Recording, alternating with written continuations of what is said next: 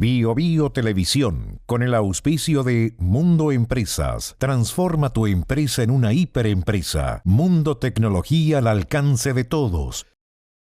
Mage de Dongfeng. Libérate del estrés con Melipaz, tranquilizante natural de Nop Laboratorios, pinturas y adhesivos Lanco. Llegó la nueva forma de pintar con despacho en 24 horas. Presentan comentarios de Tomás Mochiati. Siliconizer de Lanco, el único impermeabilizante para techos y paredes que protege en dos fases. Fase 1, el impacto, sellado y ultrarresistencia elastomérica para aguantar el impacto de la lluvia a 115 kilómetros por hora. Fase 2, el agua emposada, tecnología reforzada con fibra que soporta el agua emposada eliminando filtraciones. Para lluvias cualquiera, para diluvios, Siliconizer de Lanco. Siente el color, siente la protección, Lanco. ¿Andas acelerado? ¿Te sientes más irritable y alterado? ¿Te cuesta dormir bien? Tranquilízate naturalmente con Melipaz, que calma la ansiedad, relaja y reduce el estrés. Libérate del estrés con Melipaz. Pídelo en todas las farmacias del país.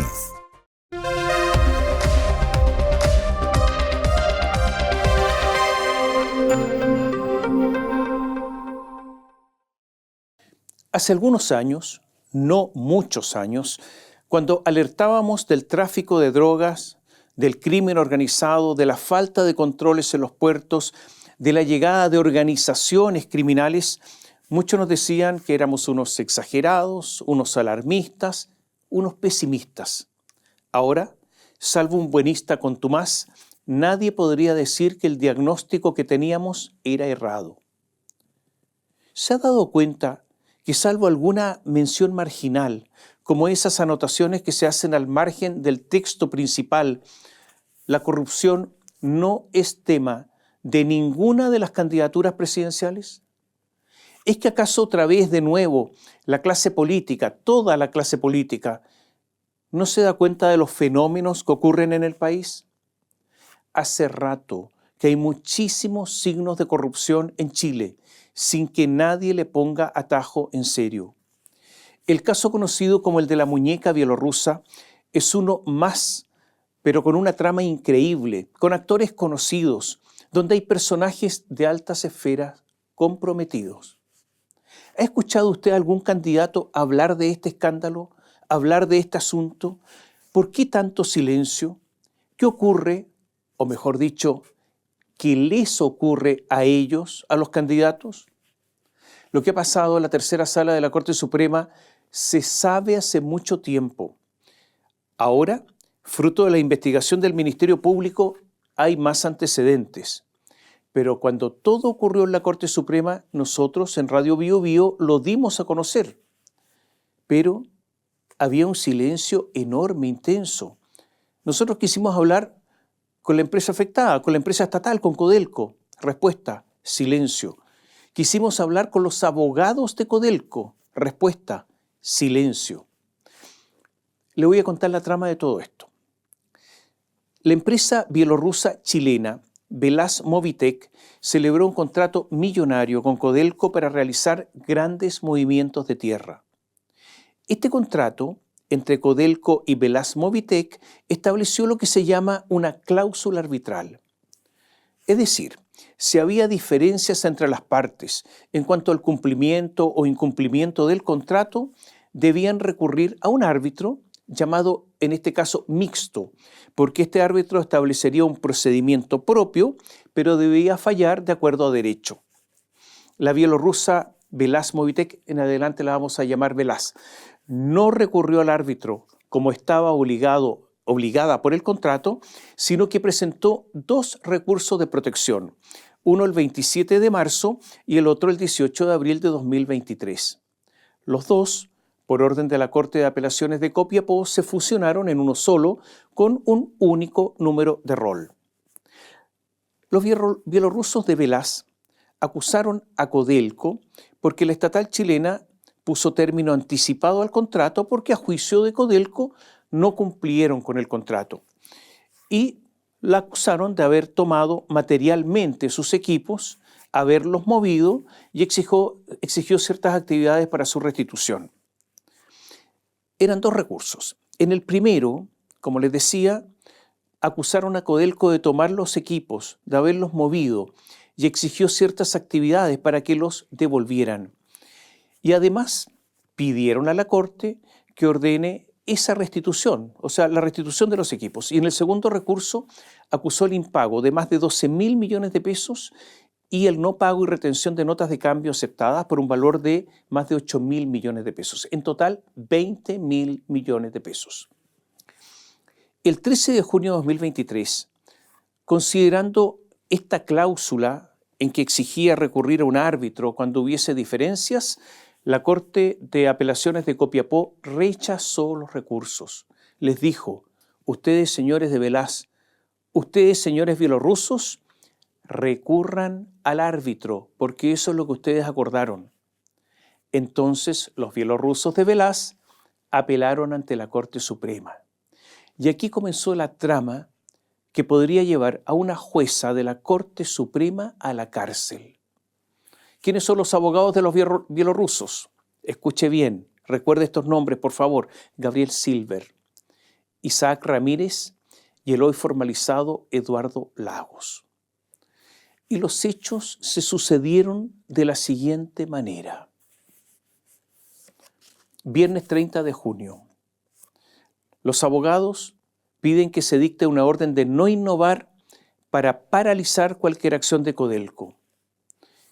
Ese mismo día, en uso de sus facultades, el presidente de la Corte Suprema, Juan Eduardo Fuentes, ordena que se dé cuenta en la sala de la solicitud de no innovar. Y aquí se produce una sorpresa. A ver, llega el recurso y resulta que el presidente de la Corte Suprema, que administra la Corte Suprema desde este punto de vista, dice: dése cuenta a la sala de esta solicitud de orden de no innovar.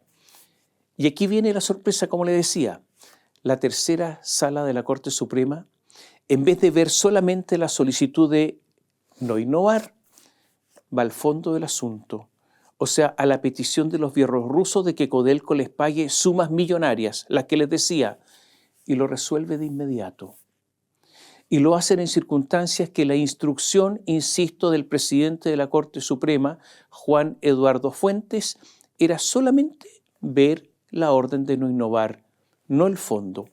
Y todo esto consta en un archivo, obra de Jorge Sáez Martín, secretario de la Corte Suprema. Quiero explicarle que los recursos de apelación, de protección, los que ven en la Corte Suprema, se ven en lo que se llama en cuenta, o sea, se ven sin escuchar alegatos de las partes. Los 5 jueces de la sala solo escuchan la relación, o sea, el resumen del caso que hace un relator y resuelven. No hay abogados. La relatora de la tercera sala era Gloria Benavides. Y hay un documento que se llama Minuta de Cuentas, que es un listado de todas las causas que dará cuenta la relatora a los jueces. En esta minuta de cuentas, ese viernes no estaba el caso entre Velaz y Codelco, no figuraba.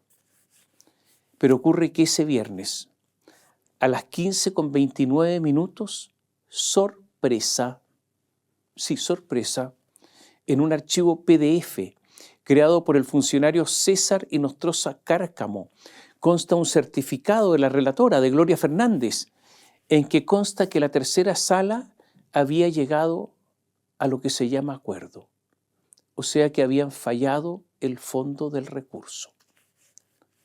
La sala estuvo integrada por la ministra Ángela Vivanco, ella la presidía, el ministro Mario Carroza, la ministra María Gajardo y las abogadas integrantes Leonor Echeverri y María Benavides. Hasta ese momento no había una resolución del presidente de la Corte Suprema, Juan Eduardo Fuentes, para que se fallara el fondo y sin embargo lo hicieron. Y sigo. El mismo viernes, ese viernes 30 de junio de 2023, 15:37, se sube un archivo que luego fue modificado a las 17:29 por el funcionario que figura en un archivo PDF, César Inostroza Cárcamo. Bueno, en ese archivo hay una resolución de la tercera sala que designa para la redacción del fallo a la ministra María Gajardo y concede la orden de no innovar para impedir que Codelco pueda mover o usar los equipos de la empresa bielorrusa. Y aquí viene algo más sabroso. Pasan los días, pocos días. Este era el viernes. Martes siguiente, martes 4 de julio de 2023, hay una resolución del presidente de la Corte Suprema, Juan Eduardo Fuentes Belmar, que rectifica la resolución del viernes. Estamos a martes 4 de julio. Modifica la resolución del viernes 30 de junio, su resolución, añadiendo a la orden de no innovar la orden de dar cuenta del fondo de la apelación, pero lo hace en forma retroactiva, cuando las cosas ya habían ocurrido. Las iniciales de ese documento, KCD. Este archivo fue creado el lunes 3 de julio de 2023 a las 14:30 minutos y modificado el 4 de julio de 2023 al día siguiente a las 8:07 minutos. Y ahora viene otra sorpresa. Ya el martes el fallo estaba listo. Ya el martes el fallo estaba redactado, firmado, a una velocidad inusual en nuestros tribunales. Todos quisiéramos que nuestros asuntos se resolvieran con esta velocidad. En un archivo creado a las 16:04 minutos y modificado a las 16:09, dice, por Sala 03 Corte Suprema, lo dice textual, ya está la sentencia de segunda instancia redactada de la tercera sala de la Corte Suprema y está suscrita electrónicamente por Ángela Vivanco, 16:08 minutos. El ministro Mario Carroza, también a las 16:08. Las abogadas integrantes Leonor Echeverry y María Benavides, 16:09 minutos. La constancia indica que nos firma la ministra redactora María Gajardo por no encontrarse disponible su dispositivo electrónico de firma. Atención, María Gajardo fue el único voto en contra, porque se acogió la apelación de los bielorrusos. Vuelvo atrás para que usted perciba que nuestros tribunales no siempre son tan lentos como usted cree. A veces, como ahora, pueden ser súper rápidos, pueden apurarse. Voy a volver con la cronología, vuelvo un poco atrás para que entienda la sucesión de los hechos. 16 de junio de 2023. Los bielorrusos, después de perder en la Corte de Apelaciones de Copiapó, apelan a la Corte Suprema. 16 de junio. 22 de junio, el recurso de apelaciones concedido por la Corte de Copiapó para ante la Corte Suprema. 28 de junio, 6:28, la Corte Suprema emite el certificado computacional de ingreso de la apelación. 30 de junio, el viernes que yo le decía, el recurso, sin que lo autorice el presidente de la Corte Suprema, se ve en el fondo, sin que haya instrucción del ministro Fuentes, y se comunica que hay acuerdo, o sea que se resolvió. Esto era el viernes. El martes 4 de julio ya está la sentencia redactada. Ese mismo día, Codelco, desesperado, presenta un recurso de nulidad evidenciando todos los vicios que yo le he contado. Y aquí viene otra sorpresa.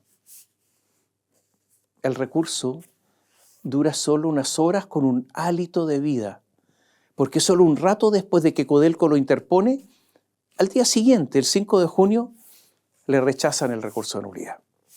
Ahora estaba en la sala, en ese momento, el todopoderoso ministro que ahí ejercía. ¿Se acuerda usted de él? Sergio Muñoz.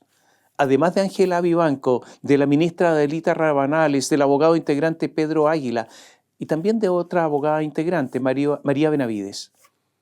En pocas horas, así de rápido, había quedado todo oleado y sacramentado. En los días siguientes, Codelco tuvo que pagar miles de millones de pesos. Codelco había perdido más de 12.000 millones. Y una observación sobre el día en que se vio la apelación. Los antecedentes del caso habrían sido entregados ese viernes, ¿se acuerda usted? Habrían sido entregados a la relatora Gloria Fernández no antes de las 11:31 minutos. Y la relatora los habría estudiado entero, completamente, para dar cuenta a la tercera sala, junto con otras 23 cuentas, 23 juicios que debía darse día, antes de las 15:29 minutos. incluyendo en ese lapso de 4 horas el tiempo de examen, de deliberación, el debate de los miembros de la tercera sala, puesto que a esa hora ya habían adoptado a las 15:29 su decisión. Y todo ocurrió en 4 horas, donde había almuerzo, donde había colación incluida. ¿Le calza a usted todo esto? ¿En serio le calza? Todo esto que le estamos contando ahora, nosotros lo dimos a conocer en Bio Bio. Todo esto se sabía. Nadie reaccionó. ¿Qué es lo nuevo? Lo nuevo es que el Ministerio Público sostiene que la ahora exministra Ángela Vivanco es la autora de haber fallado en forma fraudulenta a favor de los bielorrusos Velaz, luego del pago de coimas. O sea que todo esto se explica porque hubo coimas. Hace algunas horas, antes del cierre de esta columna, hubo formalizaciones. Además, se presentó una querella de capítulos contra Ángela Vivanco, la ministra que dominaba en ese momento en la sala. O sea, podríamos ver en un futuro próximo a una ex jueza de la Corte Suprema tras las rejas. Es verdad, el país no se cae a pedazos, como dicen algunos por ahí, pero de que se cae a pedacitos no cabe la menor duda. Y lo voy a reiterar, no este gobierno, ni los anteriores, ni los candidatos han puesto el foco en numerosos actos de corrupción. Vamos ahora a la investigación que ha realizado el Ministerio Público.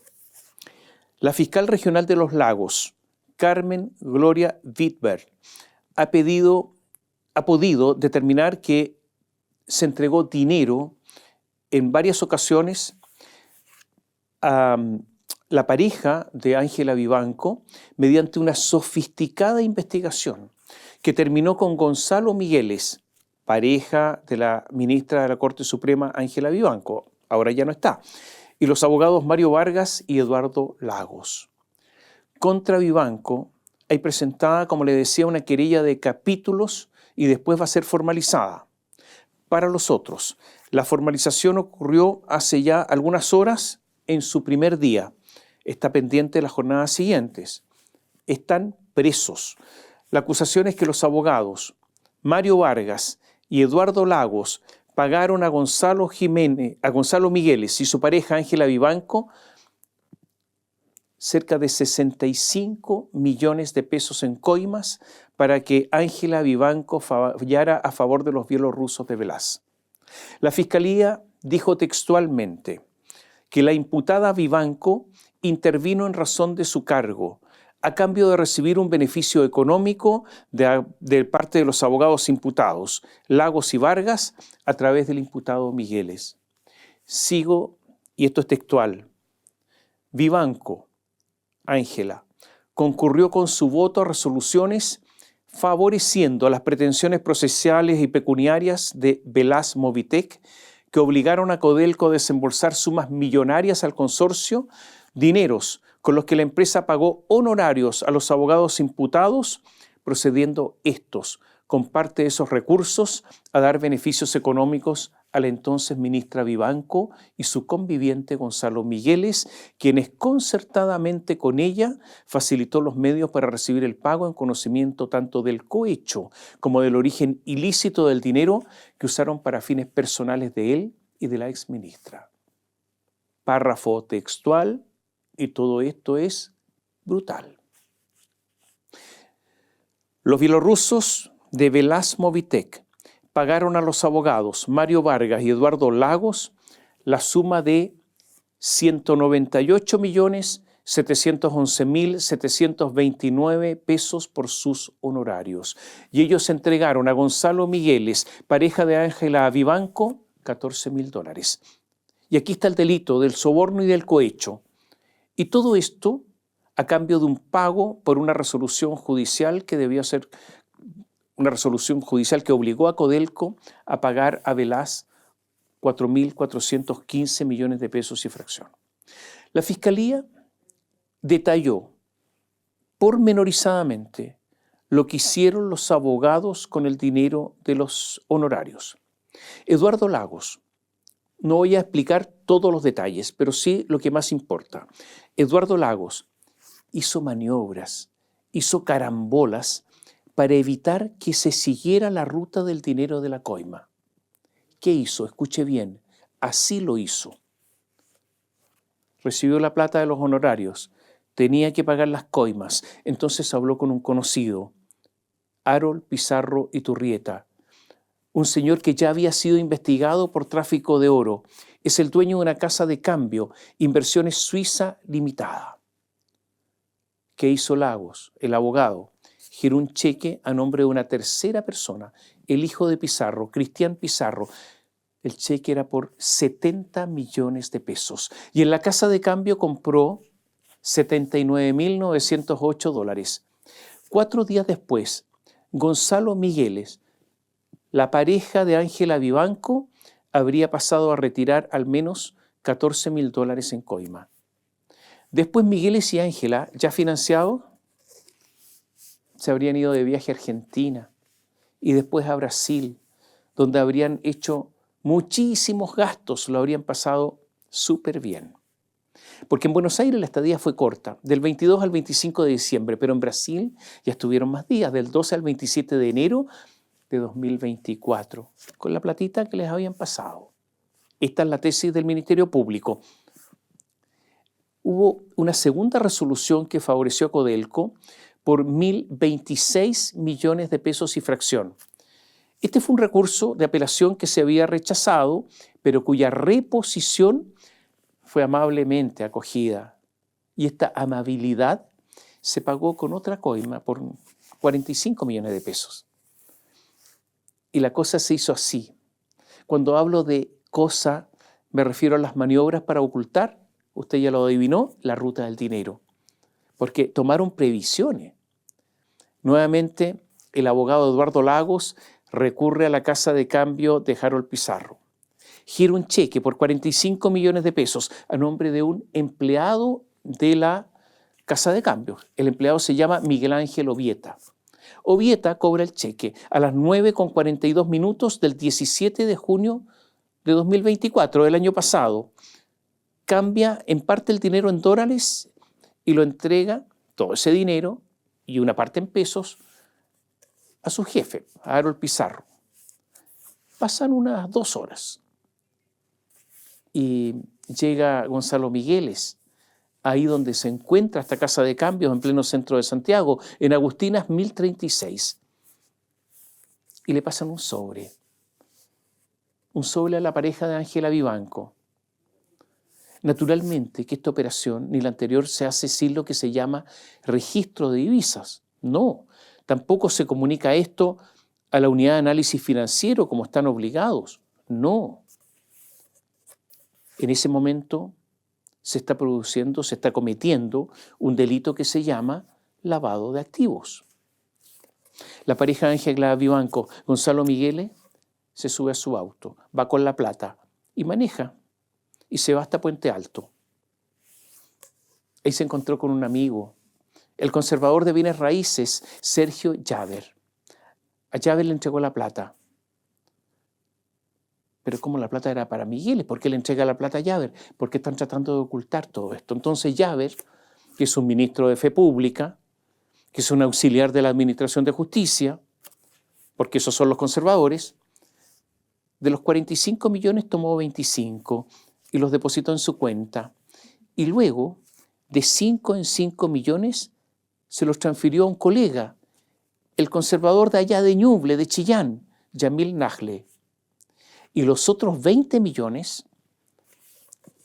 Llaver, el conservador de Puente Altos, se los transfirió en forma parcializada a Gonzalo Migueles entre el 18 y el 28 de junio del año pasado. El conservador de Chillán, Yamil Nagle, recibe entonces el depósito de 25 millones de pesos, la transferencia que le hace el conservador de Puente Alto. ¿Y qué hace Nagle?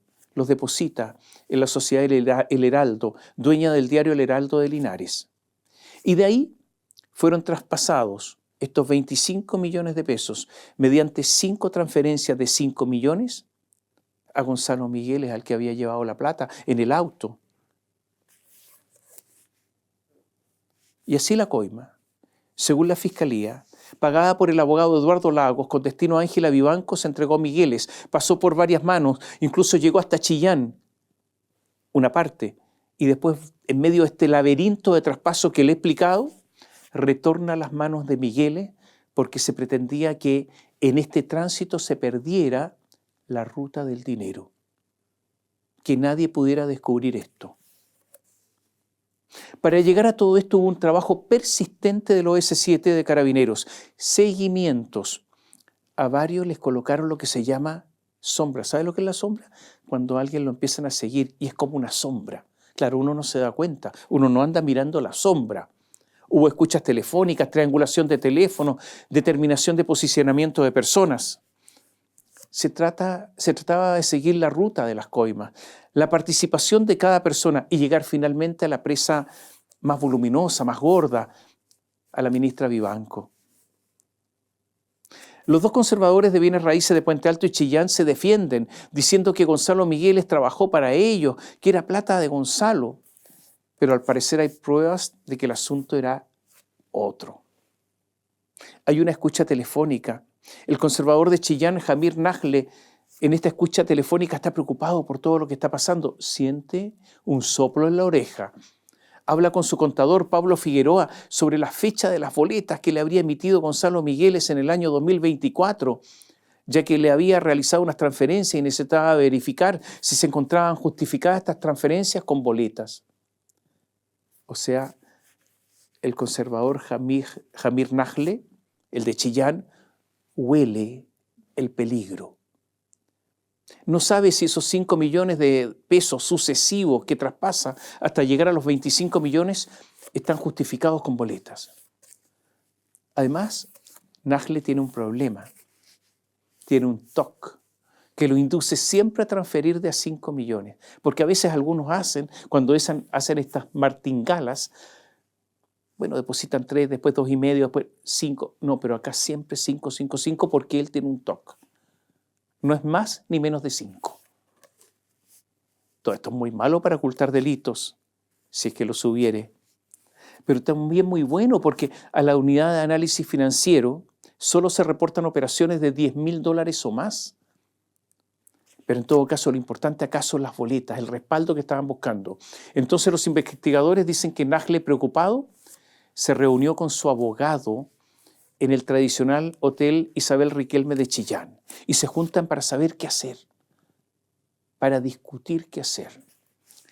El abogado se llama Alexis Castillo y además de las boletas, entonces el abogado le sugiere celebra un contrato de prestación de servicio que justifique las boletas. Pero el contrato tiene que estar antedatado. Hay que ponerle fecha anterior. Y además, para que tenga avisos de apariencia a la falsedad, tiene que estar firmado ante notario. Entonces eligen una notaría. La primera notaría de Providencia, a cargo de Luis Eduardo Rodríguez Burr.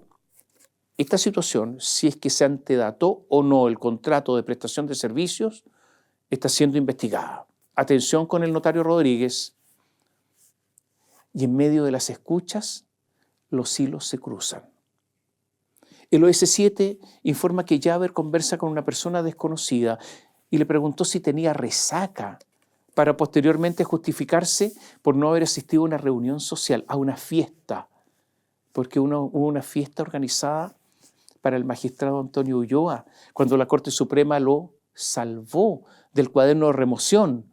Entonces todos se reunieron para celebrar la salvada de Antonio Ulloa, que ahora está siendo acusado en el Congreso Nacional y cuya acusación fue aprobada por la Cámara de Diputados y ahora tiene que resolver el Senado. Un hombre muy poderoso, Antonio Ulloa.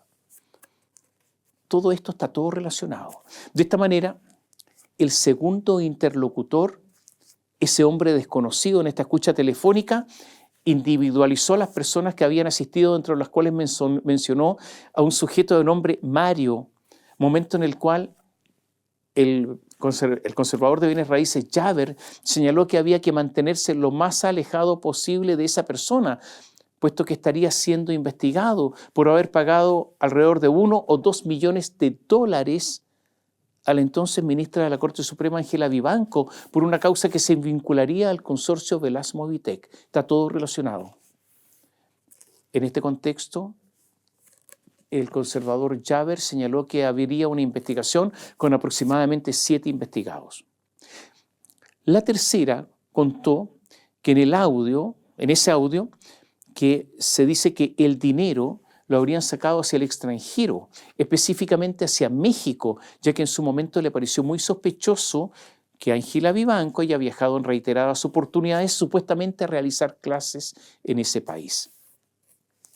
Y también el informe de los carabineros que investigaron dicen que manifestó que es de conocimiento en su círculo que tanto Gonzalo Migueles como Ángela Vivanco serían coimeros y que las acciones de corrupción realizadas por los abogados Mario Vargas, Gabriel Silver, acuérdese de este nombre, Gabriel Silver, Eduardo Lago y Aldo Cornejo, los habrían perjudicado e involucrado en un problema mayúsculo donde esperaban que en cualquier momento lo formalizarían. Y hay algo más, algo muy impresionante. Escuche bien. El OS7 realizó un cruce de datos acerca del posicionamiento de teléfono. Usted anda con un celular y naturalmente que a través del cruce de las antenas, si se hace una investigación, a usted lo pueden posicionar en determinado lugar. ¿Y qué hicieron los carabineros del OS7?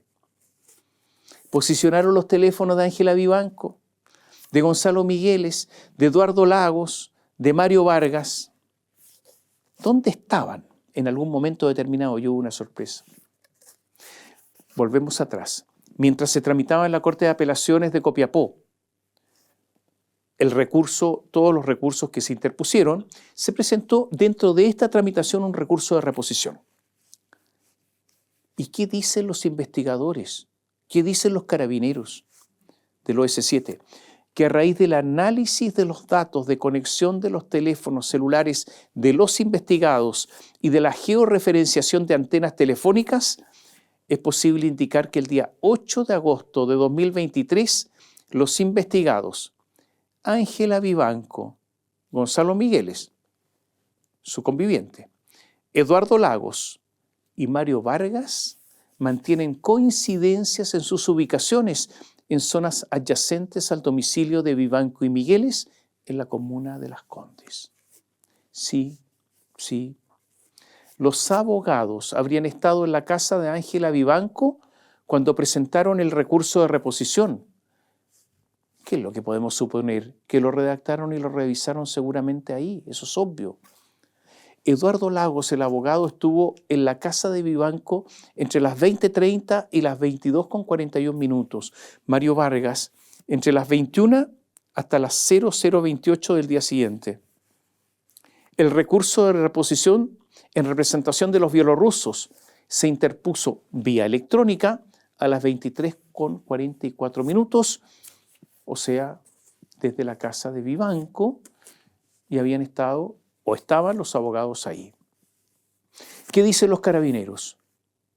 El personal investigador logró establecer que las firmas digitales de ambos abogados que fueron consignadas en el referido documento se registran a las 23:44 del día 8 de agosto de 2023, como se observa en la imagen que se ilustra a continuación. Hay una imagen ahí, deduciendo de aquello que el referido documento se habría redactado y cargado a la plataforma del Poder Judicial desde el domicilio de los investigados Ángela Vivanco y Migueles, dicen los fiscales. Es que entonces podemos concluir algo, que Ángela Vivanco ya no era jueza, era abogado de parte. Aparentaba, simulaba, se disfrazaba de jueza si es que la investigación es certera. Usted debe haber escuchado a lo mejor, me imagino, no sé, si esto de los estudios jurídicos boutique. Existen. Son esos estudios jurídicos que atienden a pocos clientes muy seleccionados y los atienden en forma personal el abogado, sin delegar, es boutique. Pero este bufete de Vargas, Lagos y Vivanco asociados es un boutique entre los boutiques de terror. Este recurso, finalmente, todos estos recursos fueron rechazados y se presentó luego un recurso de aclaración que se llama de aclaración, rectificación y enmienda. ¿Por qué se presentaban estos recursos? Para agotar la instancia en Copiapó y para llegar a la Corte Suprema para que pasara lo que yo le he contado antes que pasó, encontrarse a Vivanco, ahora actuando aparentemente como jueza.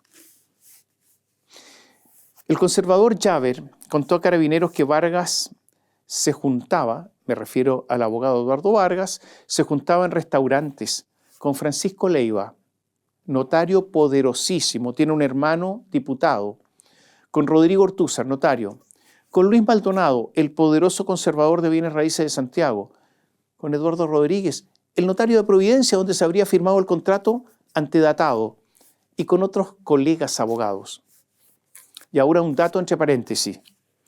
El notario Francisco Leiva, yo le decía, es muy poderoso, y fue investigado por la Corte de Apelaciones hace no mucho tiempo por haber filtrado al juez Juan Poblete 2 documentos secretos que formaban parte del cuaderno de remoción abierto en contra de Poblete. O sea, le pasó esta información porque tiene contactos arriba. Lo denunciaron.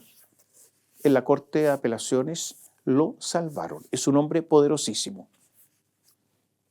Los abogados Mario Vargas, Eduardo Lagos y Álvaro Migueles, como les contaba, han sido formalizados. La primera jornada de audiencia finalizó poco antes del cierre de esta columna. Y ocurre que en esta primera jornada de formalización se dio a conocer otro pago a Ángela Vivanco, $15.500 por un recurso de apelación acogido presentado por los abogados de los bielorrusos. La propia Vivanco habría pasado a recoger el dinero a la oficina de estos juristas. En total, entonces, se habrían pasado en coimas a Vivanco 65 millones de pesos. También se dijo que el celular incautado a Ángela Vivanco, le incautaron el celular que había recibido comunicaciones de una persona que se ofreció para eliminarle todos los antecedentes de su teléfono, cosa que así ocurrió. Y también se dijo que Mario Vargas viajó a Argentina y Brasil en fechas y vuelos que coinciden cuando viajaron Ángela Vivanco y Migueles. Y ahora una parte. Dentro de toda esta maraña judicial, el lunes se vota en el Senado la acusación constitucional contra el juez Antonio Ulloa. Recordemos que esta acusación fue aprobada por una enorme mayoría de los diputados. Todos votaron a favor, salvo 2 que se abstuvieron y 1 que votó en contra.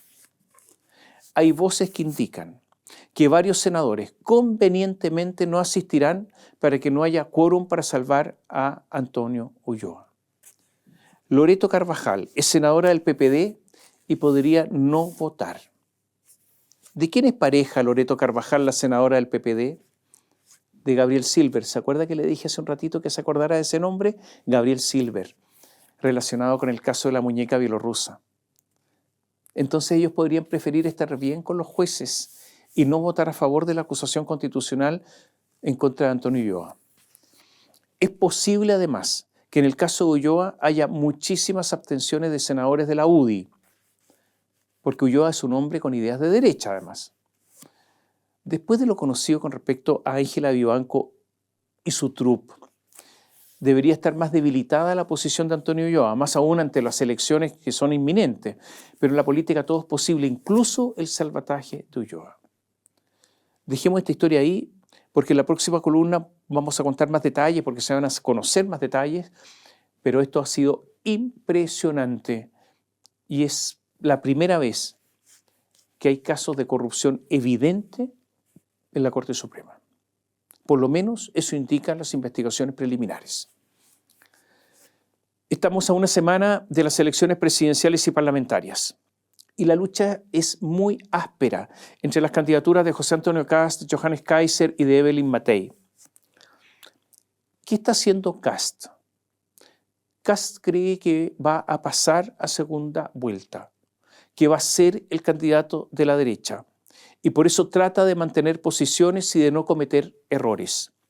Cree estar ganando y por lo tanto trata de hablar solo de seguridad pública y crecimiento, nada más. Intenta dejar atrás cualquier polémica.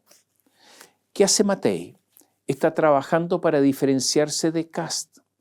Quiere lograr el voto de centro, captar a los exconcertacionistas desilusionados y sueña con el voto oculto de esa gente que fue de centro-izquierda, que le da vergüenza decir que van a votar por Matei y que se niegan obviamente a votar por Jara. Apela a ese voto oculto. Apela al temor de que Kaiser pierda en una segunda vuelta con Jara y que ella, Matei, es la más segura ganadora ante una segunda vuelta enfrentando a la candidata del oficialismo, que además es la única candidata a ofrecer paz social, de ofrecer sensatez. Este es el discurso de Matei. El discurso más disruptivo, y yo diría más claro en sus posiciones, no digo que sea el que sea mayoritario, pero el más claro y el más disruptivo es el de Johannes Kaiser. Kaiser habla sin mayor cálculo. Dice que no va a transar su programa. Bueno, en medio de todo este ambiente de disputa en la derecha, Evelyn Matei sacó un trap, un poco de reggaetón, que para algunos puristas podría ser calificado de flaite, por otros como cultura poblacional, por otros como cultura urbana, pero la verdad es que es un rap popular. Hay harto tatuaje, hay música que se escucha, pero es la música que se escucha en los sectores populares jóvenes. Es, insisto, como de cantante urbano. Es verdad que se ve a una Matei en el video un poco desacomodada, un poco falsa, un poco fuera de lugar, porque entre la pianista aficionada que es Matei y todo esto hay harta distancia. Este trap es una crítica al gobierno y a Janet Jara como continuadora de la obra oficialista, muy duro, pero reserva algunos versos, algunas líneas dirigidas a José Antonio Kast. En medio de cuerpos de jóvenes que bailan y se contonean, dice así, en ritmo de trap, en ritmo de incluso de reggaetón. Se supone que la otra solución es mi amigo José Antonio Kast. Igual que yo, ofrece seguridad, pero tenemos una gran diferencia. Un buen presidente no puede presentar solo un gobierno de emergencia. Un líder contundente debe tener proyectos de futuro después de arreglar el presente. Y aquí te lo explico con peras y manzanas por si vuelve a postular el día de mañana. O sea, lo ningunea. Te lo voy a explicar a ti, Kast, con peras y manzanas, por si no entiendes. Y por si otra vez vuelves a postular, porque en esta está fuera.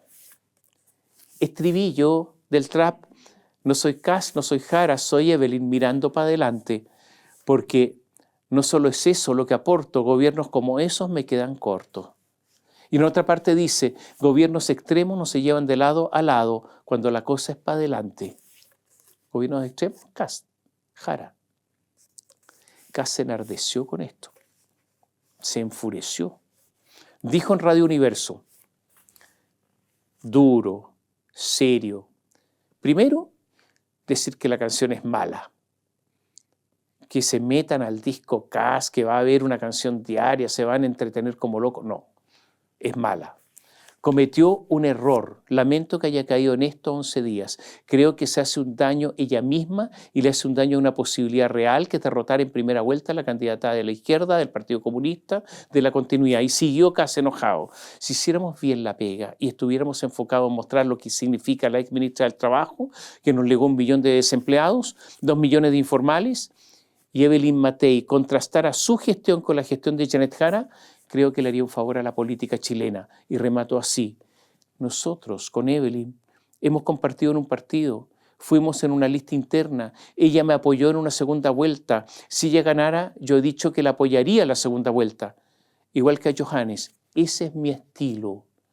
Ella tiene un estilo distinto. Lo lamento por Chile y por ella. Duro casi la respuesta. Hubo un coro republicano en contra de Matei y una defensa no muy unánime de Chile Vamos. En un grupo de WhatsApp de Renovación Nacional que se llama Los 322 de RN, un participante escribió, creo innecesario ese video, un respeto a la candidata por su trayectoria política, no está para esas cosas. Matei en todo caso le contestó a Kast y dijo, son distintas candidaturas y eso es sano, es bueno. Nosotros habíamos llamado a una primaria, no hubo primaria. En este momento son dos candidaturas distintas y estamos marcando las diferencias y en eso no hay nada malo. Pero este trap reggaetón también fue durísimo con Jara y el gobierno. En medio del mismo contoneo de muchachas jóvenes, se canta así, textual, Janet, de este gobierno eres la continuidad, los chilenos de rodillas frente al crimen organizado, el país quebrado, pero hasta con casa propia se ve el niño descarado, el sistema de salud congelado, nos habrán desfalcado. Y alude a que Gabriel Boric termina con casa en San Miguel, que dice, pero hasta con casa propia se va el niño descarado.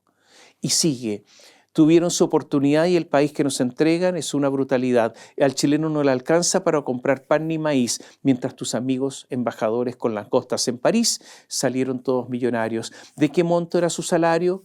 Que dejan a Chile en el peor escenario. ¿Son políticos o mercenarios? Y hay más. Casos fundaciones, sospechoso robo de computadores, cuentas de la luz, criminales indultados y hasta una violación trataron de esconder. Quizá que otro escándalo nos falta por saber, ya quedan pocos meses de sufrimiento y Jara nos quiere decir que lo sigamos manteniendo. Duro, durísimo. Matei dijo en el cierre de campaña en la Araucanía que no le temblará la mano en seguridad y se comprometió en un discurso duro a terminar con la violencia en la zona en un año. Estos son los últimos cartuchos. Es verdad que no es el tono que tenía la campaña de Evelyn Matei. Este trap reggaetón conversa poco con el estilo de campaña de Matei. Posiblemente si lo hubiese hecho antes le habría dado más rédito, pero ya es un poco tarde, pero son los últimos cartuchos. En todo caso, los ataques a Kast son difíciles de procesar. La tarde del domingo en la noche, en unos días más, cuando se resuelva esta elección, ese día de las elecciones, Matei tendrá que saludar a Kast y desearle éxito, o aceptar el saludo de Kast si ella gana, y negociar los apoyos para la segunda vuelta. Es posible que los republicanos y libertarios tengan, atención, un buen resultado parlamentario. O sea, siempre, aunque sus cartas presidenciales pierdan, tanto republicanos como el nacional libertarios tendrán mucho más poder que ahora. Y si gana uno de sus candidatos a la presidencia, mayor aún. La derecha se caracteriza por el individualismo y por una enorme capacidad para no ponerse de acuerdo. Es lo que ocurrió con Mario Desbordes, que por ejemplo prefirió apoyar a Álvaro Carter de los republicanos que a Jimena Osandón, que es de su partido. Johannes Kaiser, que se vende como el hombre duro, de ideas intransables, llegó a una concentración, a una reunión con adherentes, y había una canción que decía así, él no tranza, no se vende, su palabra es de metal. En un acto en La Serena atacó a Gabriel Boric, dijo, ustedes sabrán que en Nueva York ganó alguien, Zoran Mandani, así como Boric, pero con esteroides. Es peor aún, quiere cerrar las cárceles, poner minas en la frontera.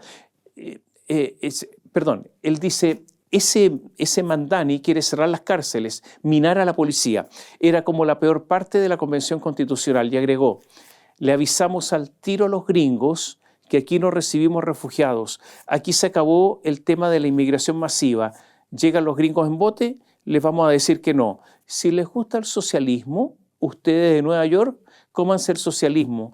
Pero en Chile ya nos hicimos cargo de demasiada gente arrancando del socialismo y no queremos más. Y más adelante expresó, el extranjero que está ilegalmente en nuestro país no lo vamos a invitar a salir, lo vamos a obligar a salir. Lo que viene en la derecha es muy complejo. En la tercera, el jefe de campaña de Kaiser, Cristian Lavé, dijo, ellos, se está refiriendo a la derecha, no a Janet Jara, ellos van a tener que llegar más humildes, como nosotros hemos partido esta campaña. O sea, una condición fundamental es que estemos de acuerdo con los principios y que no nos vengan a cambiar la columna vertebral de la campaña de Johannes Kaiser y de lo que él quiere para Chile.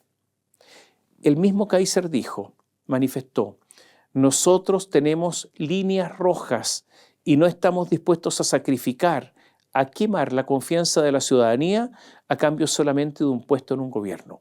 Vamos a respaldar lo que consideramos correcto y rechazar lo que no consideramos correcto.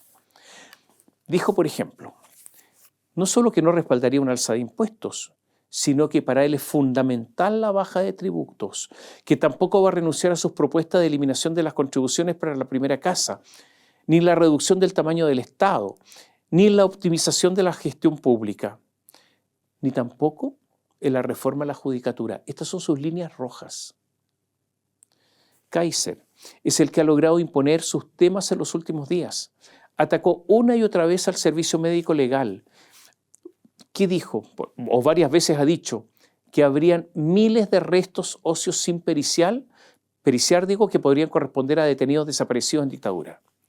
Este es un ataque feroz a la izquierda porque da a entender que habría una actitud de dejación en materia de detenidos desaparecidos, que es un asunto fundamental para la izquierda en Chile. Fue tanto que le tuvo que salir a responder Camila Vallejo, quien dijo que todas las osamentas se han periciado y además todas las osamentas ya están en manos de los ministros en visita, es decir, del Poder Judicial, para cualquier otra diligencia que se requiera. Y la respuesta de Kaiser fue un latigazo a lo que dijo Camila Vallejo. Dijo, en primer lugar, que firmen el servicio médico legal quien está sacando los comunicados, porque dice que son comunicados que no tienen firma. Y agregó, la señora Vallejo es del Partido Comunista, el ministro de Justicia es del Partido Comunista, el director del Servicio Médico Legal es del Partido Comunista, el subdirector del Servicio Médico Legal, el ex de Camila Vallejo, es del Partido Comunista, cubano. No me tomen más el pelo.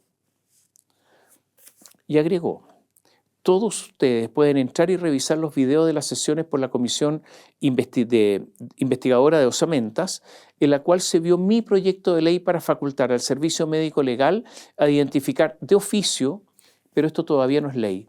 Así que ellos mismos dijeron que no podían identificar las osamentas porque no tenían órdenes judiciales y ahora me aparecen y me dicen que no tienen las osamentas.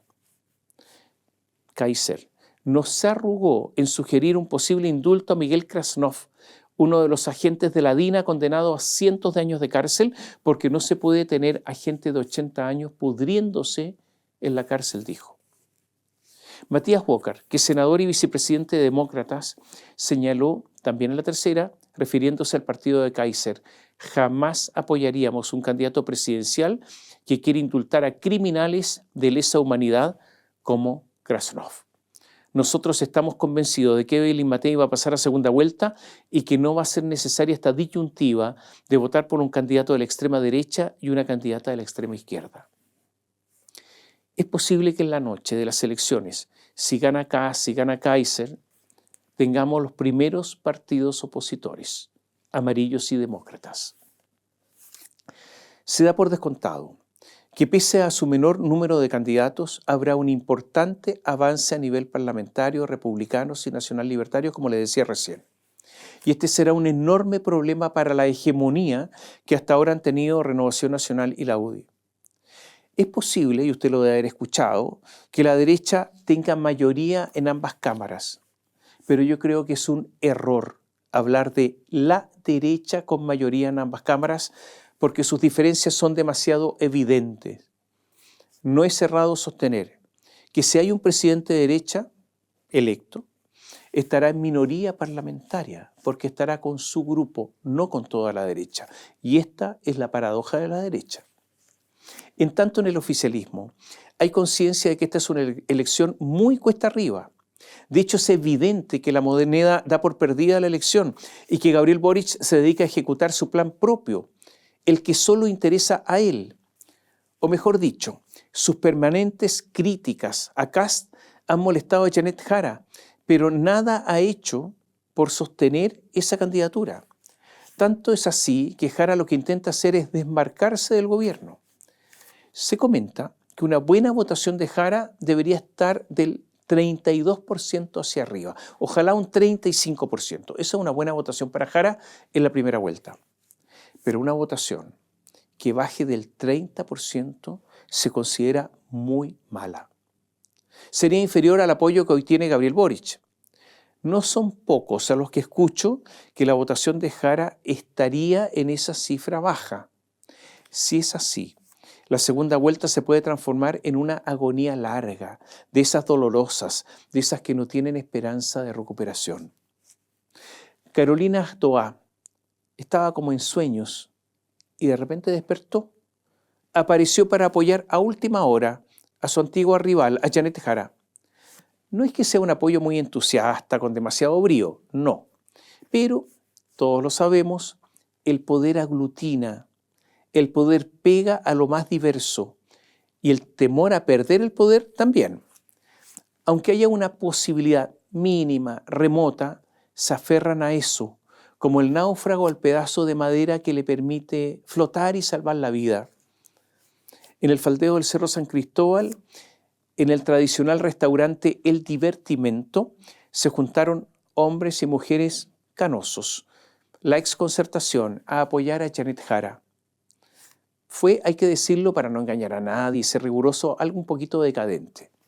Fue un encuentro de personas un poco de modé. ¿Cómo se lo digo? Es como un grupo de personas del pasado, en las que ahí no hay futuro. Son esas personas que llegaron hasta la computadora, hasta el PC, pero que no tienen ninguna posibilidad de enganchar con la tecnología que golpea la puerta, con la inteligencia artificial. Da más la impresión que es para compensar a esos ex-concertación que están con Matei. Naturalmente que entre los que resolvieron dar su apoyo a Janet Jara hay personas muy valiosas, eso es cierto, pero es difícil que con ellos se pueda gobernar. O sea, los Francisco Vidal, los Guido Girardi que ahí estaban y otros más, no creo que aporten a estas alturas mucho. En algunos casos incluso pueden ser un lastre. La debilidad de la candidatura se hace evidente cuando a días de la elección uno de los temas fue, de nuevo, si Jara debía congelar o renunciar a su partido de siempre, el Partido Comunista. Ninguna de esas alternativas puede hacer alguna diferencia. Jara prometió que si es presidenta podría congelar la militancia o renunciar, como otros lo han hecho, para no tener que obedecer a su directiva. En todo caso, después de esta reunión, Toá no logró morderse la lengua y volvió a criticar al Partido Comunista. Dijo, han sido tan evidentes los gestos poco fraternos con Jara que lo considero inaceptable. En una crítica que también había hecho en los mismos términos Janet Jara hace un tiempo a la directiva de su partido. Pero el Partido Comunista disciplinado no discutió y se mordió la lengua en serio y no contestó. Lo que sí es evidente es que serán los exconcertacionistas los que liderarán la campaña de un mes de Jara para la segunda vuelta. Será una campaña con vestimenta, con ropaje socialdemócrata, porque la política aguanta todo. Esta última semana, la que viene, será obviamente la semana del cierre de las campañas. Podremos ver, véalo usted también, cuánta gente reúnen, qué capacidad de movilización tienen, qué entusiasmo los embarga. En la columna de la próxima semana, justo antes de las elecciones, le daremos algunas pistas de lo que sucederá el domingo aquel, ese domingo en que el Chile, los chilenos, los ciudadanos se manifestarán. Y ahora solo algunos asuntos cortos a los que hay que prestar atención porque se nos va el tiempo. El Frente Amplio está luchando duro para salvar a Diego Pardo de la acusación constitucional. Nadie se explica el secreto que mantuvo Pardo para no dar a conocer que la empresa eléctrica Transelec le había ofrecido, luego de reconocer que estaba cobrando de más, le había ofrecido devolver la plata cobrada de más. ¿Por qué Pardo se mantuvo en silencio? ¿Lo habrán convencido los socios minoritarios chinos, dueños, insisto, en forma minoritaria pero importante de Transelec? Incluso el Partido Comunista se ha abierto a apoyar la acusación en contra de Pardo y se podría dar una situación surrealista, que la acusación se vote el próximo sábado 15, o sea, a pocas horas de las elecciones. Todo depende de Jaime Mulet. Además, la Contraloría General de la República dio un plazo de 10 días hábiles a los ministros o los ministerios del Interior, Secretaría General de la Presidencia, Hacienda y Energía para justificar el financiamiento del gobierno a la defensa de Diego Pardo, que es un exministro. Recordemos además que la Comisión Especial Mixta de Presupuesto en el Congreso rechazó casi todas las partidas del presupuesto del próximo año. El gobierno entonces inició conversaciones para acercar posiciones. No ha habido acuerdo, porque no le creen al gobierno en sus estimaciones de ingresos, en sus estimaciones de gasto. En este momento las posiciones son distantes. El proyecto del FES, que es el proyecto que reemplaza el CAE, que es el Crédito con Aval del Estado, un proyecto esencial para el gobierno, ha recibido críticas de la oposición, críticas de los organismos de control y de la Contraloría, entre otros organismos de control o de supervisión, que es la Comisión la comisión que regula el financiamiento del Estado. Hasta el momento, el proyecto del FES no está flotando y sospecho que después de las elecciones va a flotar menos. Entonces, da la impresión que, salvo cambios muy importantes, este va a ser un gran fracaso de Gabriel Boric. Una de las críticas que recibió el proyecto es del Consejo Fiscal Autónomo, y por lo tanto aquí hay que poner atención de que ese proyecto no está flotando. Dejaremos pendiente varios temas. Por ejemplo, uno, que ya está claro que este año superaremos la deuda prevista en un nuevo fracaso de las autoridades económicas. Y hay un dato interesante que se ha dado a conocer. La minera escondida, que pertenece a BHP, podría superar este año la producción de todas las divisiones de Codelco sumadas. La empresa estatal parece evidente, es cada vez menos relevante, tiene una deuda enorme y demuestra grandes deficiencias. A ver, yo le aconsejo estar atentos al caso de Ángela Vivanco, porque las personas, Ángela Vivanco, Gonzalo Migueles, los abogados que le nombré, no son personas que estén dispuestas de buenas a primeras a ir a la cárcel. Entonces podría ocurrir que para salvarse, más de alguna persona hable para que no se le escabulla alguna atenuante salvadora. Y en la política, vea los actos de cierre. En la próxima columna habrá pincelazos de lo que se puede esperar el domingo 16, domingo de elecciones, en la noche.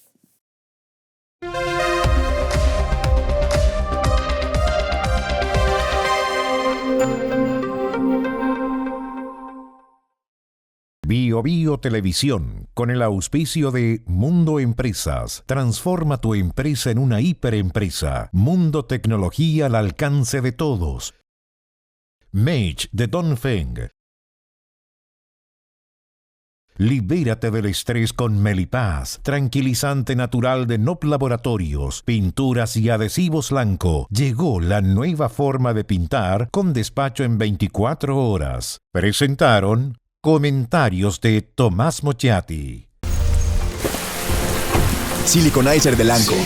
El único impermeabilizante para techos y paredes que protege en dos fases. Fase 1, el impacto. Sellado y ultrarresistencia elastomérica para aguantar el impacto de la lluvia a 115 kilómetros por hora. Fase 2, el agua emposada. Tecnología reforzada con fibra que soporta el agua emposada eliminando filtraciones. Para lluvias cualquiera, para diluvios. Siliconizer de Lanco. Siente el color, siente la protección. Lanco. ¿Andas acelerado? ¿Te sientes más irritable y alterado? ¿Te cuesta dormir bien? Tranquilízate naturalmente con Melipaz, que calma la ansiedad, relaja y reduce el estrés. Libérate del estrés con Melipaz. Pídelo en todas las farmacias del país.